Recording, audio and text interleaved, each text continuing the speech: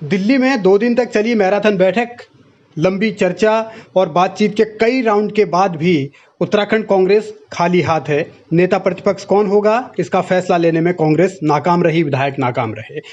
आखिर में देवेंद्र यादव को लिखना पड़ा कि अब फैसला सोनिया गांधी करेंगी। यानी अब कांग्रेस का हाईकमान सोनिया गांधी ये तय करेंगी कि 10 विधायकों में से उत्तराखंड का नेता प्रतिपक्ष कौन होगा। तो ये हाल है उत्तराखंड में कांग्रेस का, और जो गुटबाजी का आलम है इससे साफ पता चलता है कि अगर 10 विधायकों में सहमति नहीं बन पा रही है तो फिर अगर विधायकों की संख्या ज़्यादा होती तो हालात क्या होते। प्रीतम सिंह गुट नहीं चाहता कि प्रदेश अध्यक्ष का पद छोड़ा जाए, दूसरा गुट चाहता है कि प्रदेश अध्यक्ष प्रीतम सिंह ना रहें। और काजी निजामुद्दीन को प्रीतम सिंह अब अपने पाले में लाने में कामयाब हुए हैं, यानी वो काजी निजामुद्दीन के साथ मिलकर, क्योंकि काजी निजामुद्दीन राष्ट्रीय सचिव भी हैं, तो वो ये चाहते हैं कि वो उनके लिए फील्डिंग करें। प्रीतम सिंह के साथ काजी निजामुद्दीन है, आदेश चौहान है, राजकुमार हैं।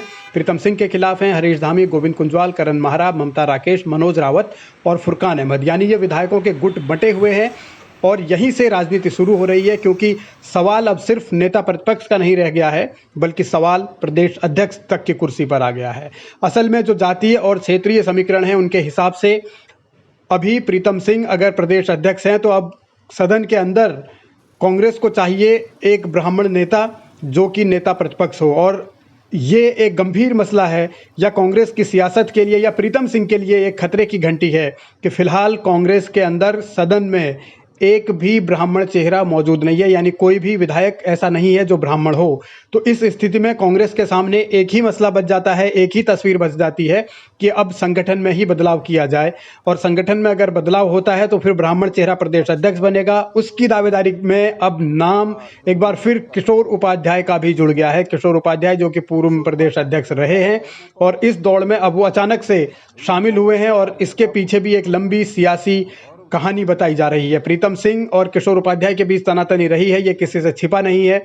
हरीश रावत और किशोर उपाध्याय के रिश्तों में भी तल्खी रही है, ये भी किसी से छिपा नहीं है।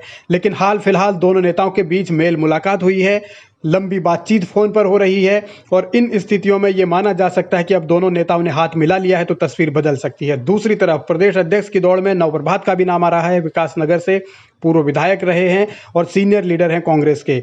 और इन सब के बीच गणेश गोदियाल का नाम भी पहले से इस रेस में चल रहा था प्रदेश अध्यक्ष की, वो भी गणेश गोदियाल को भी इस रेस में अभी तक बनाए रखा गया है। जबकि जो प्रकाश जोशी हैं, पूर्व राष्ट्रीय सचिव हैं, उनका भी नाम इस दौड़ में है, क्योंकि वो कुमाऊं के ब्राह्मण चेहरे हैं। तो इन परिस्थितियों में कांग्रेस के सामने यही चुनौती है कि इंदिरा हृदय के विकल्प के तौर पर आप कौन हो, क्योंकि सदन में कोई ब्राह्मण चेहरा अगर नहीं है तो फिर संगठन में ही ब्राह्मण चेहरे को लाया जा सकता है।